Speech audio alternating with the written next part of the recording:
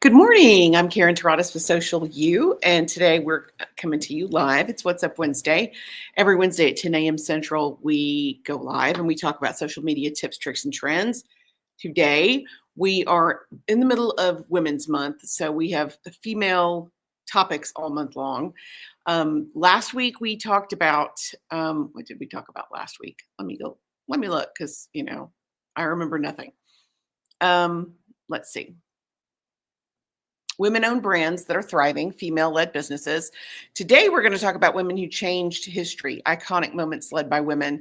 Next week, we're going to talk about mentoring, the next generation of female leaders. And then the last week of March, we're going to talk about imposter syndrome, which seems to be problematic, and particularly with women in business. So let's go ahead and get started. Today, we are going to talk about women who changed history. And I wanted to break this down into two categories because there's so many iconic women and there's so many that this could apply to. So we have women from Alabama who changed history because, of course, I'm in Alabama, and that's I thought would be interesting and a little bit fun. And women in tech because that is something that we also do, women in tech. So let's go ahead and get started. First and foremost, they're not in any really particular order, but we're going to talk about Alabama first. Mae Jemison is the first African-American woman in space. She was born in Decatur in 92. It was only 92. Wow, that is horrifying. Excuse me. She was born in Decatur, but in 1992. She made history as the first mission specialist during NASA's mission in the Space Shuttle Endeavour. So that's pretty recent, all things considered, to be the first African-American woman in 1992. That's crazy to me. Julia Tutwiler, she is a native of Tuscaloosa, an early advocate for education and prison reform and separating male and female prisoners to have better sanitary conditions and better safety for the women prisoners also. Rosa Parks, I'm sure you guys have heard of Rosa. She was born in Tuskegee, Alabama, 1913. She led one of the most well-recognized faces. She was by far one of the most recognized faces of the civil rights movement. She was famously arrested for refusing to give up her seat on a public bus in Montgomery to a white passenger, and her arrest sparked the year-long Montgomery boycott, eventually leading to a federal court case that declared Alabama and Montgomery laws that segregated buses were unconstitutional. Huge step forward. Tallulah Bankhead, originally she's from Huntsville. She is a well-known actress and prominent in civil rights. She was born in 1902, very political family, but primarily known as one of the great stage actresses of the early 20th century, but also known for her award-winning performances in Alfred Hitchcock's Lifeboat. Aside from the fact that she was a famous actress, she always was a huge proponent of civil rights and used that to move that message forward, used her fame acting to move that message forward. Condoleezza Rice, for those of you who might not know, she was born and raised in Titusville. She made history as the first African-American woman to serve as Secretary of State.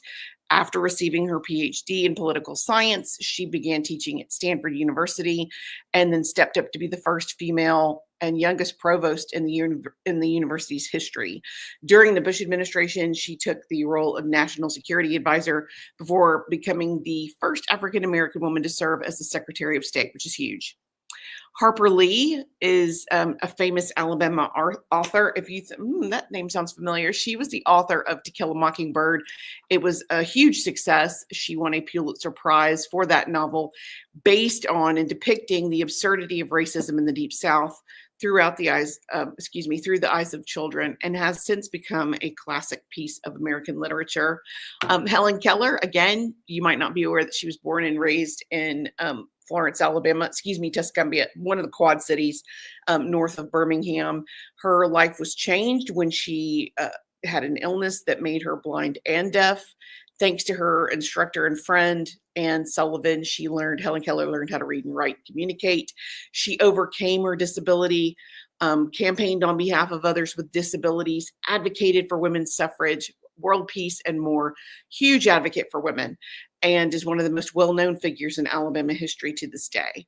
Angela Davis is an activist, author, educator dealing with issues like race, but also gender and class.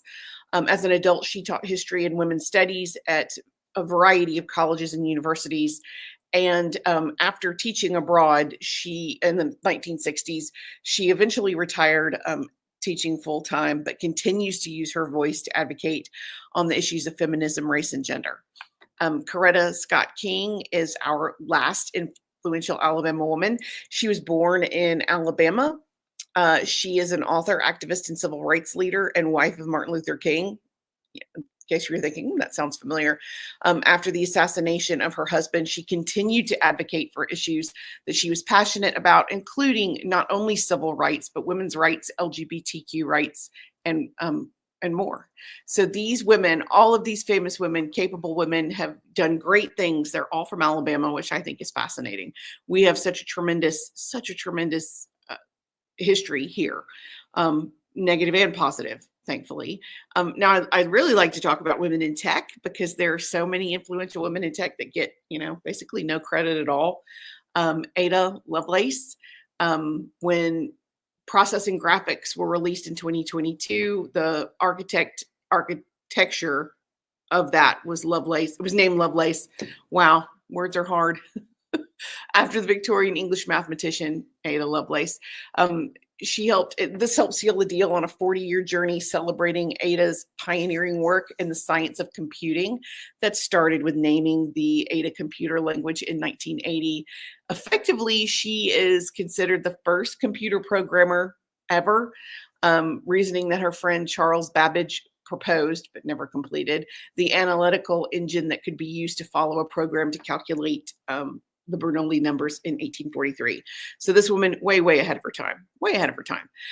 Grace Hopper, she's a rear admiral in the American mathematician. I said words are hard. Let me see if hydrating will help that. Okay, Rear Admiral Grace Hopper, American mathematician in the U.S. Navy. Had a pioneering role in developing computer technology. This included helping devise UNIVAC. It's the first commercial electronic computer, and writing the first English language compiler, key component in computing and workflow that translates into programmers' instructions and computer codes. This went on to be called COBOL, COBOL, and this is an English-like language that they used for the mainframe, and is still used in recently as 2017, and almost half of all banking systems still use COBOL. Huge, tremendously huge movement forward. Katherine Johnson, she is worked with NASA. They considered her to be a human computer. One of the most famous, of course, Katherine Johnson. She had to overcome segregation and gender bias to move her career forward. She became adept at calculating orbital trajectories, and famously was known for John Glenn's 1962 orbital mission. Glenn insisted that she run the numbers for his calculations by hand to see if they matched those provided by NASA. And if she says they're good, he said they're good. So that movie that you guys have watched, her life is who that's based on, Katherine Johnson, again, known as a human computer. Just amazing, all of these women in technology. Annie Easley was an African-American computer scientist and mathematician who made many contributions to NASA's rocket system and energy technology in her very lengthy career. A decent proportion of this career was spent looking at alternate technologies to rocket systems, and she created the early hybrid vehicles for NASA's upper stage rocket. She went on to contribute so many programs as a computer scientist and inspire countless women for STEM, which is, of course, science, technology, engineering, and mathematics. Just tremendous. Number 5, Margaret Hamilton. NASA contracted with MIT laboratory to develop the Apollo mission program's guidance system. She led the software engineering division there, and in 1969, a photographer took a picture of her standing beside the tower of code developed by her and her team for the mission. The photo has become iconic. It is, we will try to include it. I'm sure we can include it if we cite the source in our blog, so you can see it's taller than she is. Testimony not only to her skill and expertise, but she's credited with coining the term software engineering. And she seriously, pioneer in engineering, working with NASA. Adele Goldberg is one of the co-developers of programming the language for Xerox for Palo Alto Research Center. Huge impact on the development of computing. Many of her concepts and her team's concepts were developed creating Smalltalk, and that became the basis for the modern graphical user interface. She provided the demo for Steve Jobs at Apple Computer and would become hugely influential in the creation and development of Apple Macintosh. Radia Perlman had invented the spanning tree algorithm and protocols known as STP. And basically, it's the fundamental system for how network bridges work, essentially building a traffic system that plots the path between automatic backup if the link fails. She also made many other important contributions and holds over 80 patents, which again, she's simply known as the mother of the internet. Step back, Al Gore, because Radia Perlman is really, really the one.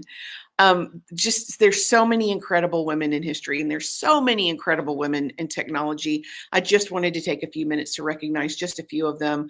I would love to hear who you consider to be an outstanding female presence in either in any way. There's just iconic women, and I'm proud to be from Alabama with some of those folks. Thank you guys. I appreciate it. Next week, we are going to be talking about mentoring, which I think is critical for success for the next generation of executives coming through businesses. Everybody needs a hand. I wish I'd had a female mentor to help me when I was younger. I think it would have gone a long way towards speeding up my path. So I'm a big believer in mentorship. So we're going to talk about that next week. Until then, if you want to see me in person and you happen to be in Alabama, we will be participating in the Momentum Impact Conference tomorrow at the BJCC. Feel free to stop by and say hello. And until next week, I am Karen Terradas with Social U, and I'm here to help. Thanks.